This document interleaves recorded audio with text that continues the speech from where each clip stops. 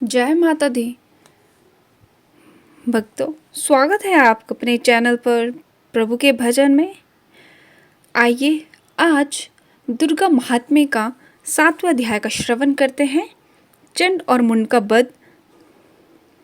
अगर आपने अभी तक बाकी पाठ का अध्याय का श्रवण नहीं किया है, बाकी अध्यायों का लाभ नहीं उठाया है, तो प्लेलिस्ट में जाके दुर्गा कवच, देवी कीलक स्रोत, देवी अर्गला स्रोत और दुर्गा सप्तशती के पहला, दूसरा, तीसरा, चौथा और पांचवा, छठा अध्याय का श्रवण नहीं किया है तो प्लेलिस्ट में जाके देवी दुर्गा के इस पाठ का श्रवण करके लाभ उठाएं।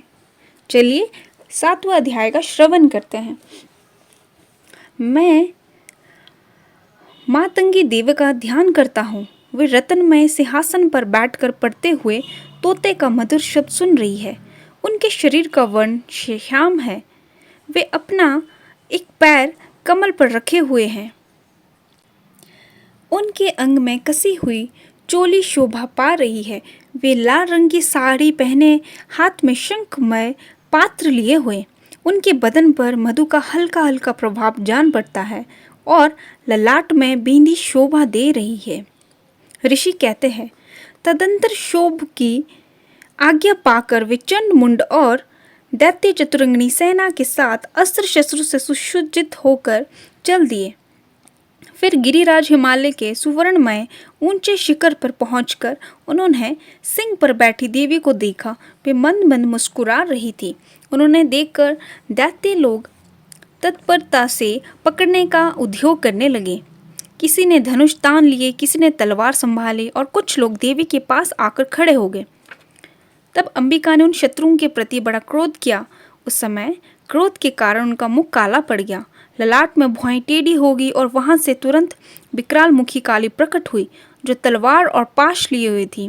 वे विचित्र खटवाक धारण किए और चीते की चरम की साड़ी पहने नर मुंडों की माला विशोभित थी। उनके शरीर का मांस सूख गया था और केवल हड्डियों का ढांचा था, जिससे वे अत्यंत भयंकर जान पड़ती थी। उनका मुख बहुत विशाल और जीव लपलाने के कारण वे और भी डरावनी प्रतीत होती थी। उनकी आंखें भीतर को धसी हुई और कुछ लाल थी। वे अपनी भयंकर गर्जना से संपूर्ण दिशाओं को गुंजा रही थी। बड़े बड़े दैत्यों का वध करती हुई वे कालिका देवी बड़े वेग से दैत्यों की उस सेना पर टूट पड़ी और उन सबका भक्षण करने लगी। वे पार्श्व राक्षसों को, अंकुशधारी महावतों, योद्धाओं और घंटा सहित कितने ही हाथियों को एक ही हाथ से पकड़कर मुंह में डाल लेती थी। इस प्रकार घोड़े, रथ और सारथी के साथ रथी सेनाओं को मुंह में डालकर वे उन्हें बड़े भयानक रूप से चबा डालती थी। किसी के बाल पकड़ लेती, किसी का गला दबा देती, किसी को पैरों से कुचल डालती और किसी को छाती के धक्के से गिराकर मार डालती थी। वे असुरों के छोटे बड़े बड़े बड़े पस्तर अस्त्र मुंह से पकड़ लेती और रोष में भरकर उनको दांतों से पीस डालती थी।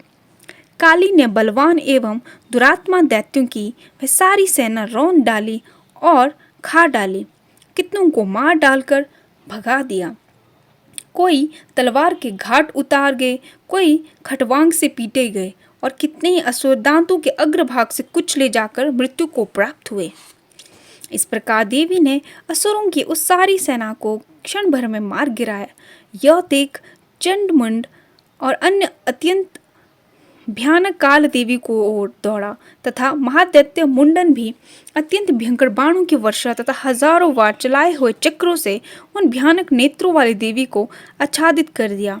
वे अनेकों चक्र देवी के मुखों में समाते हुए ऐसे जान पड़े मानो सूर्य के बहुतरे मंडल बादलों के उधर में प्रवेश कर रहे हों। तब भयंकर गर्जना करने वाले काली ने अत्यंत रोष में भरकर विकट उठ्ठास किया। उस समय उनके विकराल बदन के भीतर कठिनता से देखे जो सकने वाले दांतों के प्रभाव से अत्यंत उज्जवल दिखाई देते थे। देवी ने बहुत बड़ी तलवार हाथ में ली और हम का उच्चारण करके चंड पर धावा किया। उसके केश पकड़कर उसी तलवार से उसका मस्तक काट डाला। चंड को मारा गया देखकर मुंड भी देवी की ओर दौड़ा तब देवी ने रोष में भरकर उसे भी तलवार से घायल करके धरती पर सुला दिया। महापराक्रमी चंड और मुंड को मारा गया देख मरने से बची हुई बाकी सेना भय से व्याकुल हो चारों ओर भाग गई। तदंतर काली ने चंड और मुंड का मस्तक हाथ में लिए चंडिका के पास जाकर प्रचंड उठहास करते हुए कहा, देवी, मैंने चंड और मुंड नामक इन दो महापशुओं को तुम्हें भेंट किया है। अब युद्ध यज्ञ में तुम शुंभ और निशुंभ स्वयं ही वध करना। ऋषि कहते हैं, वहां लाए हुए उन चंड मुंड नामक महादैत्यों को देखकर कल्याणमयी चंडी ने काली से मधुर वाणी में कहा, देवी, तुम चंड और मुंड को लेकर मेरे पास आई हो, इसीलिए संसार में चामुंडा के नाम से तुम्हारी ख्याति होगी। इस प्रकार श्री मार्कंडेय पुराण में सर्वनिक मनवंतरी की कथा के अंतर्गत देवी महात्म्य में चंड मुंड वध नामक 7वां अध्याय पूरा हुआ। उम्मीद करती हूँ कि आप सभी को दुर्गा महात्म्य के 7वें अध्याय के श्रवण करने में आनंद आया होगा।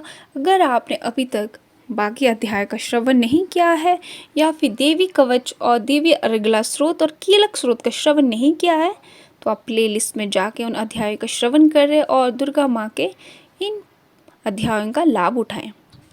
जय माता दी।